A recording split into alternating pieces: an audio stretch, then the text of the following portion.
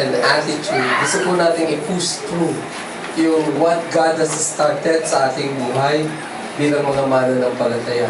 And this is the passion that we have in our hearts, na mai-transfer po sana yung challenge na yon na dumating sa aming buhay at tayo sa aming bahagi sa inyo upang ang kaharian ng Panginoon ay ating may sulong, not for our own glory, but for His glory alone. Ano po? Gusto ko lamang pong itanong at ito ay magandang pagkakataon na magkatanungan tayo. Ngayon po ay Mission Sunday at ano ko lang po, sino ba rito ang nakikisa sa pagmimisyon sa anumang kaparaanan? Sa bata, Bible study, o anumang activity sa mission ng ating iglesia. Sino po ang involved? Uy, maraming salamat po. Sino naman po yung hindi involved? Pakitaas din po ang kamay. Walang hiyaan. Obviously, kung gano'n lang karami ang nagtaas ng kamay, mas marami ang hindi involved. Ano po? Ito naman ay walang pasakitan ng puso at walang pasakitan ng loob. At inaamin ko at naiintindihan ko na yun pong mission field is a dangerous field. Hindi kayo dapat pumasok po. Tama ang inyong desisyon. Dahil kung hindi ninyo alam kung ano ang mga aspeto sa larangan ng pagmimisyon, mapoprostrate lamang po kayo. Lalo tigit, kung wala yung tinatawag na strong sense of calling, lalo tayo mapoprostrate doon. Kasi yung pong mission field is not only for the good and educated people. Ito po ay para sa lahat, pero meron pong tinatawag na pagtawag na ating hinihintay. Battlefield ito kasi pagpunta natin sa mission field at hindi natin alam yung rule, meron pong possibility of frustration at saka yung pong failure. Ano ba talaga yung buhay ko? Di ba? Ano ba talaga yung aking papel sa iglesia ng aking kinasasabihan? At dito rin ay merong mga misconception na ang iniisip ng marami kaya ayaw mag-involve sa mahaba pong panahon. Sabi nga ni Sir Manny, 35 years sa sa church planting exposure and experience. Ako po ay 36 years old lang naman ako. Huwag niyo na akong tanong kung gaano karami yung taon na yung mga addition ko. Pero marami pong misconception that mission is only for the elite, doon lamang sa magagaling, for the eloquent, na yun pong magaling magsalita. Doon po sa mga smarting tao, sa educated, sa leaders, kay pastor, sa elder, sa mga diakono, sa mga leader ng kani-kanyang ministeryo. Maaring ang pagmimisyon ay para sa kanila at minsan ang ating pakiramdam ay hindi para sa akin ito. Kung hindi kayo, yung mga taong nabanggit, if you are not included in all of the above, you are out. This is not the place for you. Kasi pinili ko po yung mga talata na binasa kanina sa Juan Kapitulo 1 upang makita natin at maibahagi sana kung ano ang pinagmulan ng damdamin ng pagmimisyon sa bawat isa na naroon na sa mission field. And for those who are planning to be in the mission field, let us think about this. Kung kayo ay isang future missionary or ang ating church ay magiging missionary church, let us consider our church and its standing before God. At ito po yung napakahalaga. And I believe that no one will be encouraged or be inspired to be a part of any mission activity in any church unless he has the feeling and the understanding of who he is sa harapan ng Panginoon. Gusto ko pong saglit na manalangin. Makapangyarihang Diyos, sa iyo ang pagkakataong ito. Mag-usap ka sa aming buhay, sa aming puso. Sakin mo ang aming mga damdamin na huwag naming bigilin at ipagdamot ang aming mga panahon, ang aming mga resources, and much more yung aming buhay na yung tinubos buhat doon sa maruming sanglibutan. Salamat o Diyos sa pagkakataong ito. Ito po ang aming dalangin sa pangalan ng iyong anak po si Kristo Jesus. Amen. mag-review po tayo ng konti. Ako po ay nagtuturo rin sa Bible School. At malimit sa mga talakayan ay nadadaanan ang mga pagkakataon na kung saan itinatanong kung saan ba magsisimula kung tayo ay magsisimula ng pagmimisyon. Pag sinabi po natin at ginamit natin yung salitang pagmimisyon, isasama na po natin lahat yung mga gestures and efforts sa misyon. Iba-iba po, napakaraming opportunities sa pagmimisyon. Pero ang lahat ng ito ay nagsisimula sa tamang kaalaman. Anong kaalaman? Let us first consider our position as a church before the world and before God, of course. Dapat nating makita, ano ba yung ating pinagmumulan? Tayo ba ay aksidente lamang na nagkita at nagkasama-sama sa loob ng iglesyang ito? Ito po ba isang aksidente? Hindi, ano po? Hindi aksidente na kayo at ako ay magkasama ngayon dito at nag-uusap tayo patungkol sa mga bahaging ito ng buhay ngayon at sa mga susunod na panahon. Ang sabi po roon sa bahagi ng sulat ni San Juan sa Kapitulo 1, talatang 1, ito po ay isang patutuon ni San Juan na kanyang pinasisimulang inganyuhin yung mga tao sa kanilang panahon. Patunayan si Jesus ay anak ng Diyos. Di po ba? Ang sabi gano'n ng pasimula, inyo pong samahan ako doon sa pagbasa. Ang sabi gano'n, sa pasimula pa'y naroon na ang salita. Kasama ng Diyos ang salita at ang salita ay Diyos. Sa talatang 14, ang sabing ganon, naging tao ang salita at siya'y nanirahan sa piling natin. Nakita namin ang kanyang kapangyarihan at kadakilaan, puspos ng pag-ibig at katapatan. Tinanggap niya mula sa Ama ang kapangyarihan at kadakilaan ito bilang bugtong na anak. Narito pa po ang kasunod sa talatang 12 at 13, ngunit ang lahat ng tumanggap at nanalig sa Kanya ay pinagkalooban niya ng karapatang maging anak ng Diyos. Sila nga'y naging anak ng Diyos hindi dahil sa isinilang sila ayon sa kalikasan ni sa pitan ng laman o sa kagagawan ng tao. Ang pagiging anak nila ay buhat sa Diyos. And this is our standing. Sa aking tingin, walang sino man na magsasabing siya ay born again.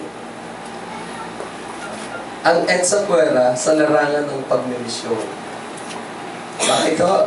Sapagkat naroon ng hamon nang tayo ay pinanganak na muli sa isang panibagong lakbay ng buhay. Ang sabi ng banal na kasulatan, yung salita ng Diyos noong pasimula pa'y naroon na ay siya ring salita na nasa atin ngayon. Wala po itong degree. Lahat ay equally blessed by His presence. Kasi tayo po ay pinagkalooban ng Diyos ng pagkakataon na magkaroon ng isang personal encounter doon sa Word of God na yon.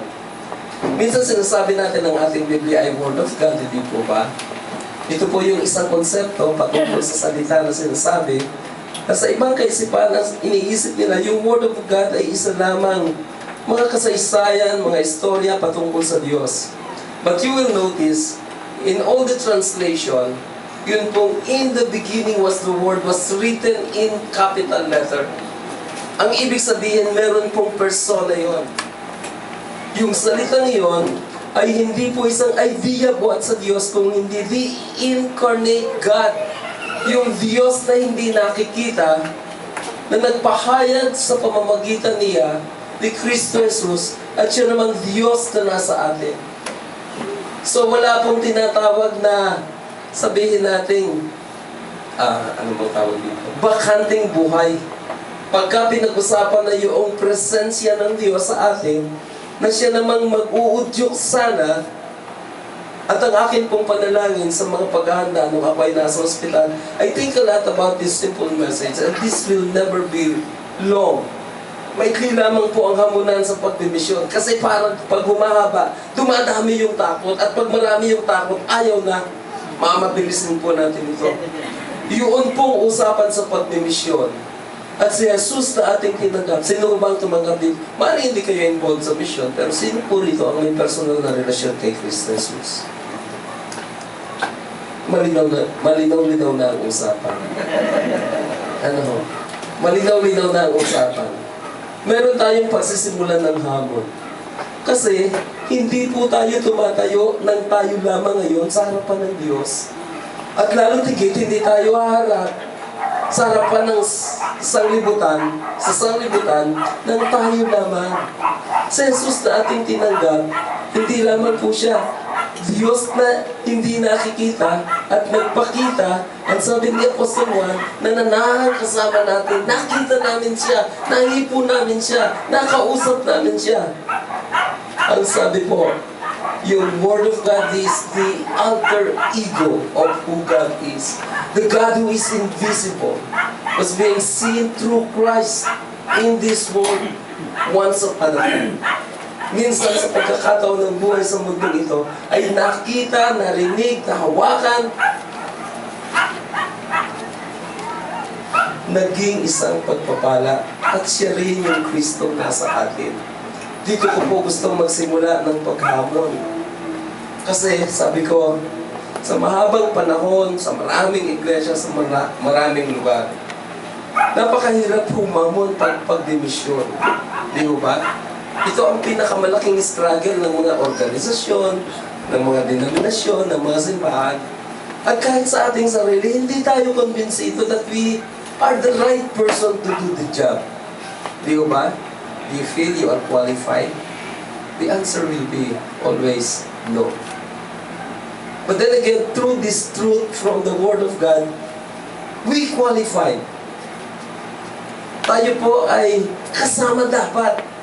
Kasi yung pong hamon, yung pong challenge, kung ito ang ating posisyon sa harapan ng Diyos, sa gitna ng sanglibutan ito, consider our possession as a church. Sabi ko nga, konting review sa ecclesiology bago tayo magpunta sa missiology. Consider our possession. Kanina posisyon, ngayon is possession as a church before the world. Sa unang Pedro Kapitulo 1 talatang 23, ang sabing ganon, we have the living and enduring Word of God. Ang bawat isa sa atin, pag sasabihin natin tayo ay born again, ito ang nasa atin. The living and enduring Word of God. The person of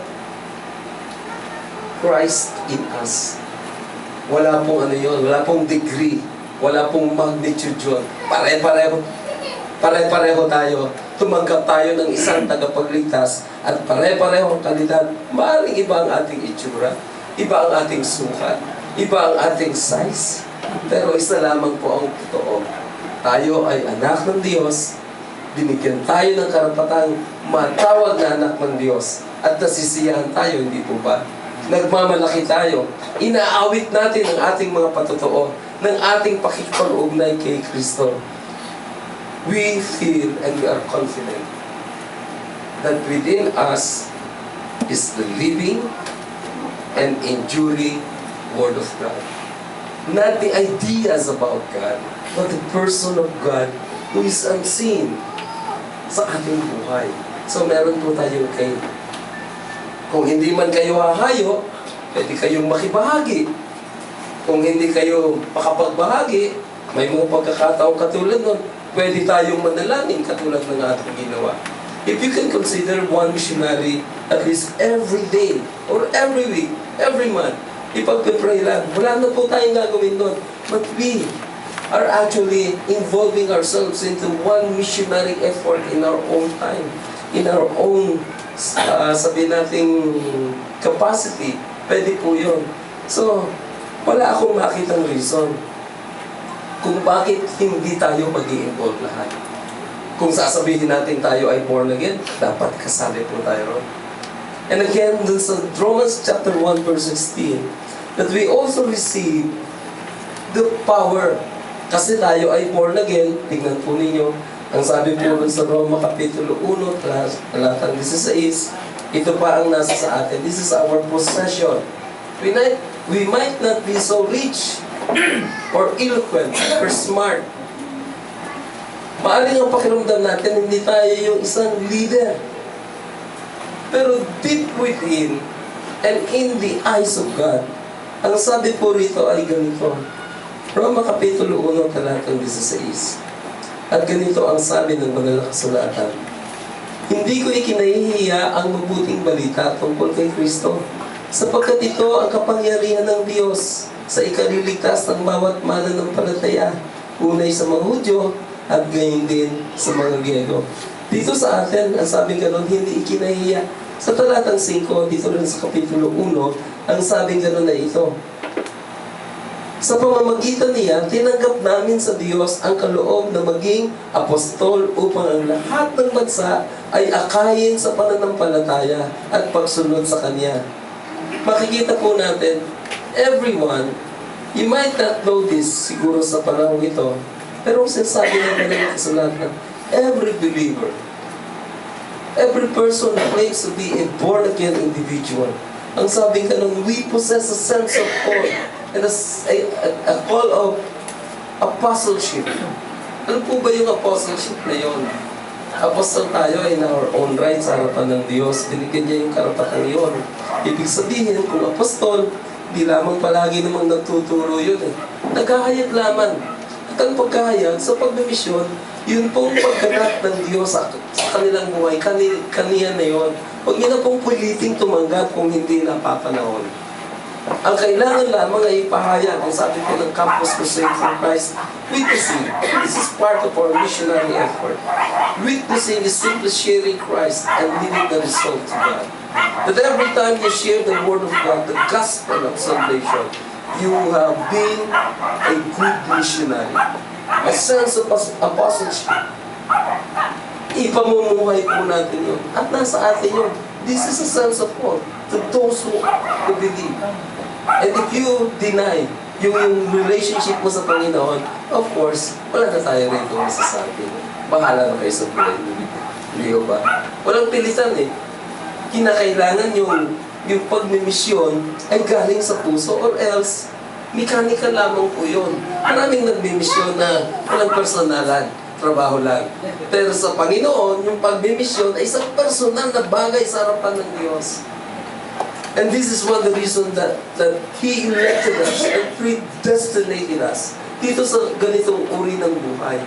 Kasi not everyone who do not qualify to be called as an apostle will prosper in the field. Hindi po tayo magtatagumpay doon. Therefore, what we have is the unique program of God through us. Not our plans, not about numbers. Mission is not about numbers. It's not about beauty. But the power of the Word of God in the lives of men. Di po ba? Bahala po ang Panginoon doon. Ang mahalaga, nariyan kayo. Kabahagi kayo. Kung hindi kayo makahayo, very busy, manalangin. Kung hindi pwedeng hindi mananalangin. Mananalangin at magbigay kung may kakayahan. We're not like any other social club. Na ang church po ay hindi ito, we come on Sunday, general meeting. Hindi po ganun ang church. Hindi po ito isang community, isang social club sa isang community. Katulad ng Rotary, ng Lions, ng Tigers, Rotary and Lions lang. We are sent as warriors to conquer the world. That every knee shall bow and tongue confess that Jesus Christ is Lord. This is our call to a life of an apostle. Consider this. If we have the position right in our minds, we believe that we have the right possession within us. Consider the other thing, the proclamation, our missiology. Now we are ready. Knowing that the task was now clearly revealed to us all. In Matthew chapter 28, verses 19 and 20. And this is very familiar. Go and make disciples dito pa. Ang sabing ganon, magandang basahin ko sa Tagalog, sa Mateo Kapitulo 28, talatang 19 at 20. Napakaganda ng mga pahayag. Malimit nating marinig. Pero we do not take notice of some of the truths. The deeper truths na sinasabi po ng mga talatang ito. 28 verses 19 and 20. Ang sabi po ay ganito. Kaya nga humayo kayo at gawin ninyong alagad ko ang lahat ng bansa.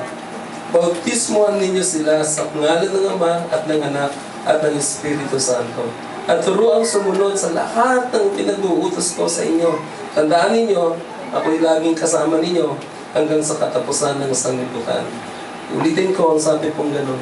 Ang sinasabi ng banal na kasulatan sa atin bilang mga mananampalataya is go, not wait. Go and not think. Bahala po ang Panginoon doon.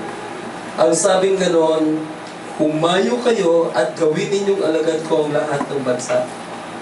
By experience and historically, hindi po yun totoong nangyari.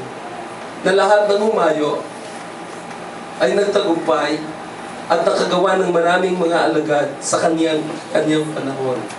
E paano kung hindi sumunod? Tayo ba ay nabigo? Ang sagot po ay hindi. Doon po sa sinasabing kapangyarihang ibinigay sa atin, obviously, alam niyo ito, very familiar. Yun pong power doon comes from the Greek word dunamis. Ang ibig sabihin ay dynamite. Alam natin, pag narinig natin yung dynamite na yun, destructive po yun. Pero yun pong power within us, hindi po yun explosive. Si Ray, tiyak alam ito eh. Merong dalawang paraan ng pagpapabagsak ng malalaking building sa US eh. You can use the explosive or the implosive. Yung destruction ay nangyayari sa loob. Hindi doon sa labas ng building na tumatalsik yung mga bato. Yun pong dynamic power ng Diyos na dumating sa atin. Implosive po yun. Pag dumating sa puso ng tao, sinisira yung maling pag-uugali. Sinisira yung maling pag-aakala patungkol sa Diyos. Sinisira ang lahat ng maling paniniwala. Binabago ng Diyos yon at ginagawa niyang bagong tao sa pangloob at panglabas. Yung trabaho ng pagbabago ay trabaho ng Diyos. Ngunit ang paghahatid ng istorya at mensahe ng pagbabago ay gagawin po natin dito at hindi bukas kung hindi ngayon. Going, it doesn't mean wait or I will think about it. Dapat yung challenge ngayon na. Pag kiniklaim po ninyo na kayo ay born again, sa iyo ito. Pag sinasabi natin tayo ay anak ng Diyos, sa iyo ito.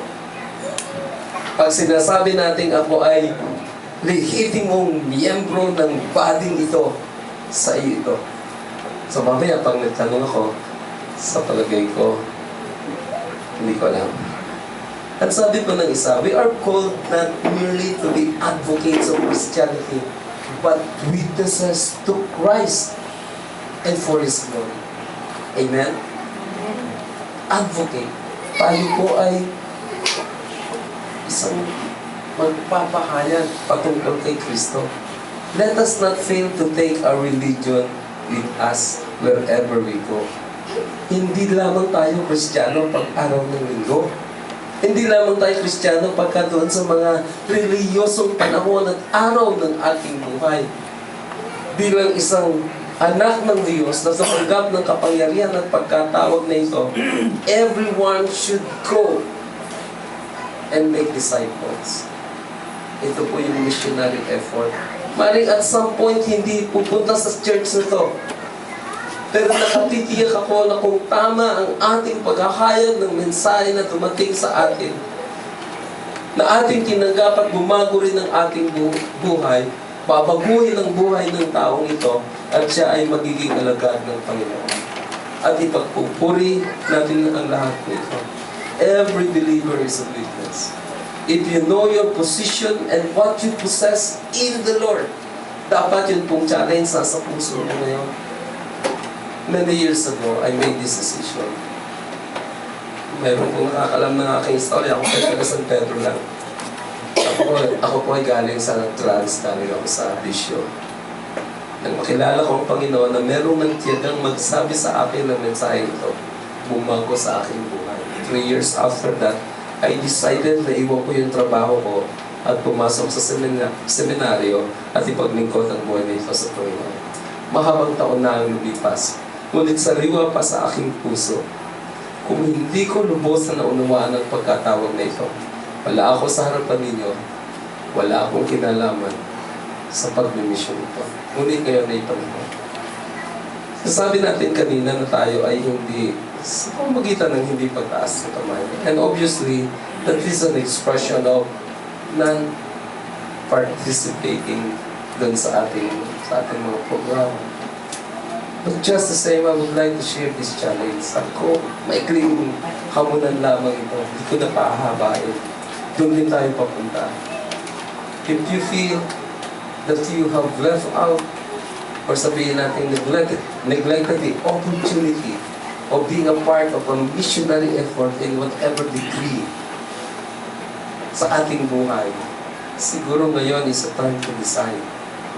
Hindi ko sinasabing magpastor rin mo kayong lahat o kayo ay magpumayo kung hindi naman ako. Pero yun pong pagmimisyon, ginagawa sa maraming paraan. And you have seen this morning, na pwede po tayong magbigay, manalangin, at mag-involve. Alin man sa tatlong ito, kung gagawin natin taimtim sa ating puso, nang hindi napipilitan, glorifying ito sa Panginoon. And salvation will be fulfilled in the way God is expecting. Sa iglesia ito, ipinaabot po namin ng hamon buwan sa komite ng pagmimisyon sa ating pong CBCF. Akin pong hinihingi na inyong ipanalangin. Marami po ang mga araw at pagkakataong darating. Samantalahin po natin ito. Hindi po ito doon sa mga hindi tunay na mananampalataya. Ito ay para doon lamang sa tumangkap sa ating Panginoon. Kinikilalang siya ay anak ng Diyos, kabahagi ng pagiging apostol at alagad ng Panginoon. Tayo po. Amang makapangyarihan, salamat sa iyong salita, salamat din sa iyong paghamon sa amin. Thank you for revealing before us, O Lord, the truth and realities of where we stand. Salamat po, Panginoon, sapagkat sa kabila ng aming maruruming pinanggalingan, pinibig mo kami upang maranasan namin ang kaluwalhatian mo, ang kabutihan mo, ang iyong pagliligtas. Sa sandaling ito, Panginoon, ako po ay dumadalangin sa aking mga kapatid sa iglesia ito. Panahon upang sa isang pagkakataon na amin pong seryosohin ang katatayuan ito na kung saan itinalaga mo para sa amin. That everyone has been given the opportunity of being related to you. But then again, because of your love, we are convinced within us na mayroon kang layunin sa buhay nito.